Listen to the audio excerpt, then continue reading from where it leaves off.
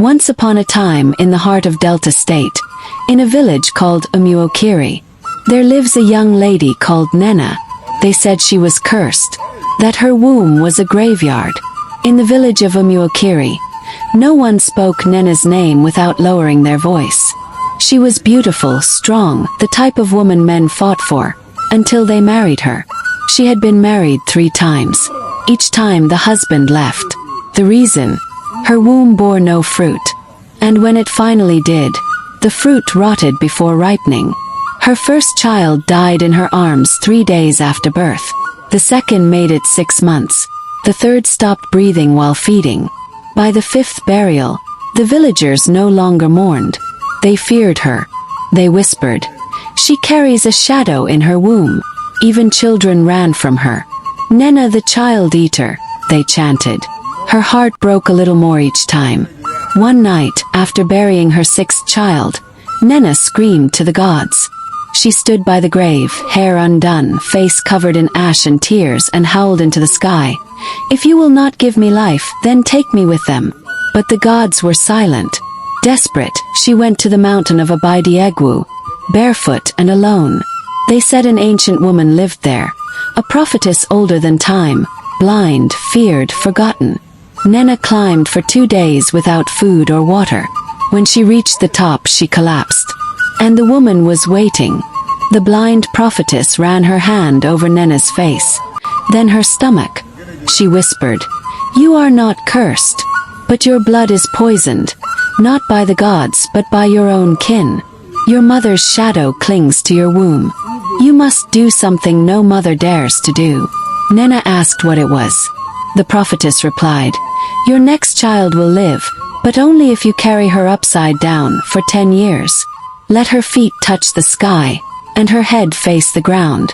Until truth is revealed, do not turn her upright. Break this, and death will return." When she returned pregnant, the village laughed. When the child was born, they gasped. A girl, strong, beautiful, with fire in her eyes. Nnenna named her Amarachi, meaning God's grace. And then she did the unthinkable.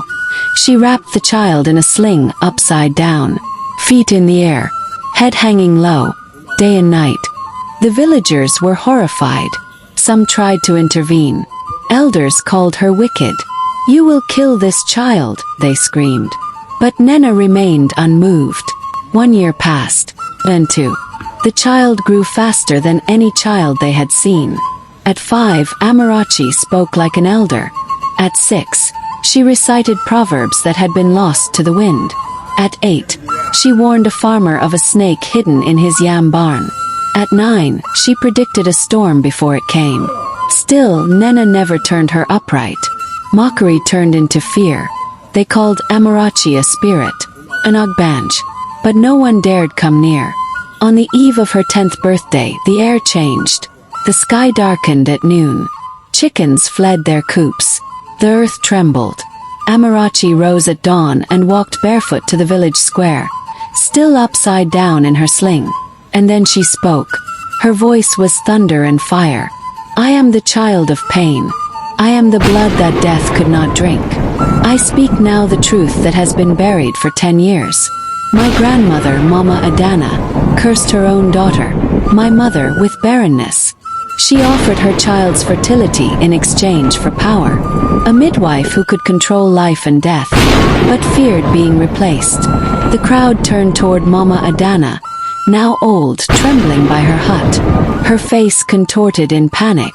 "Lies," she cried. "She's a demon child, possessed." But Amarachi continued, "You sealed your daughter's womb with a death chant, binding every child she bore to the grave. But your power ends today. The curse has been carried. The weight has been paid." The sky cracked open with lightning. Thunder roared. The ground split beneath Mama Nnenna. She screamed, her body twisting as if something was being ripped from her. And then silence. She collapsed lifeless. In that moment, Nnenna slowly unwrapped Amarachi. For the first time in 10 years, the girl stood upright. She smiled, the sky clearing above her. The villagers knelt in awe and fear. The same people who had spat on Nnenna's name now bowed before her and her daughter. And Nnenna, broken no more, spoke with quiet strength. For 10 years I carried her upside down, not because I wanted to, but because that was the only way to make the world see the truth it had refused to face. They never mocked her again. Amarachi became a healer, a prophetess in her own right. And Nnenna, the woman who carried her baby upside down, became a legend. They say if you walk through Umuokiri today, you'll see her story carved in stone. Not a tale of madness, but of a mother who defied death itself, to break the curse of her own blood. The end did.